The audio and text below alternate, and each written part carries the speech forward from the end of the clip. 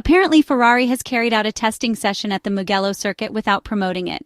This choice by the Maranello team not to publicize a standard TPC, namely a testing previous car program, seems unusual.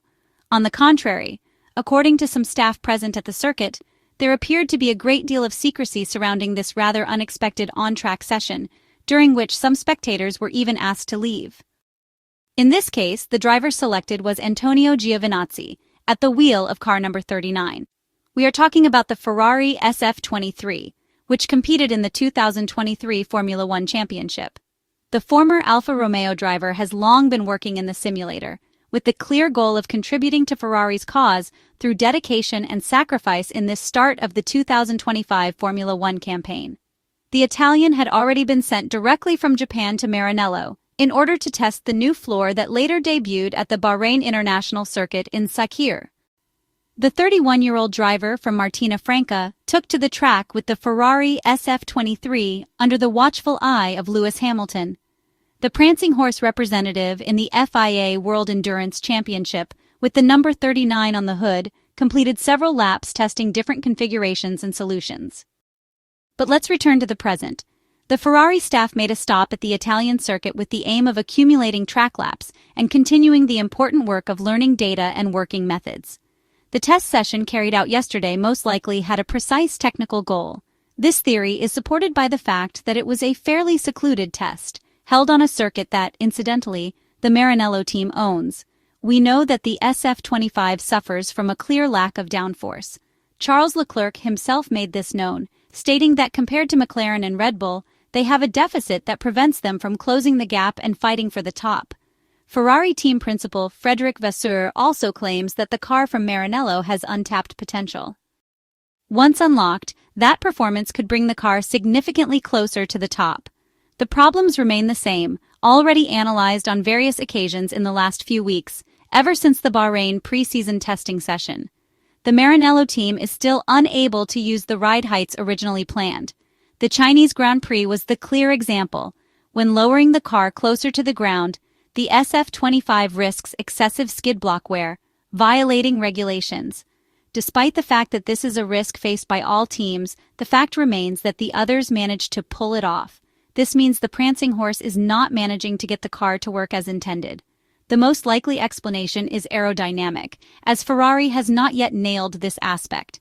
This is especially evident in fast corners, where Charles Leclerc can confirm they do not always reach the necessary cornering speeds. The lack of downforce across a wide range of speeds is undeniable. Thanks to information gathered and reported by the Italian media, we can say that the historic team, with the Mugello test, sought to improve correlation between the simulation environments and reality. That is, between computational fluid dynamics, the Maranello wind tunnel, and the track. Correlation is extremely important right now, because testing with the 2025 Formula One cars is strictly regulated. Simulations must therefore be highly precise. Otherwise, the data obtained does not translate into real-world performance. Even Red Bull is experiencing similar issues. From what we have understood, the Italian team needed more accurate input parameters, which can only be obtained by going out on track. Naturally, every small detail is crucial in these situations. It is therefore no coincidence that the Ferrari engineers and technicians chose the Mugello circuit for this kind of work, as it is a high downforce track with exactly the type of corners that are causing the Italian car the most trouble. The goal of the testing session, then, was precisely to resolve correlation problems, which, as has happened with Red Bull, may have misled the Ferrari engineers. It is worth noting that next month a substantial new aerodynamic update package is expected, which the Maranello team should unveil for the Emilia-Romagna Grand Prix at the Imola circuit. Having certainty that the virtual tools are working correctly is fundamental ahead of an aerodynamic upgrade that could allow the Italian side to finally take that quality leap needed to join the fight at the top. Ferrari emerged from the Saudi Arabia desert with more questions than answers on Sunday, but also with a slim sense of renewed optimism. Charles Leclerc finished third to claim his and the Scuderia's first podium on the season after an impressive first stint allowed him to run on medium tires until lap 29, longer than anybody else. Coupled with Lewis Hamilton's seventh place, the Monegasque's podium finish allowed Ferrari to close the gap to Red Bull in the constructors' standings to 11 points, after Max Verstappen finished second and Yuki Tsunoda was forced to retire. The problem for the Prancing Horse is that Mercedes and McLaren are already 33 and 110 points ahead respectively. This, plainly, wasn't in the script for Ferrari, who finished last season as the second fastest car in the grid and missed out on a first constructors' title in 16 years to McLaren by a mere 14 points. The Italian Marque entered 2025 as a team on the up, a notion which has been put to be in the first 5 races of the season. Prior to his podium in Jeddah, Charles Leclerc had finished 8th in Australia and 4th in both Japan and Bahrain. The 27-year-old finished 5th in the sprint in China, but was disqualified in the Grand Prix along with Lewis Hamilton. Ferrari's lack of pace has been most evident in qualifying this season. Charles Leclerc qualified 4th in Jeddah with his Maranello teammate 7th, continuing a familiar trend. Ferrari brought in upgrades in Bahrain and Saudi Arabia, but the Monegasque driver remained 0.376 seconds slower than Max Verstappen's pole position lap.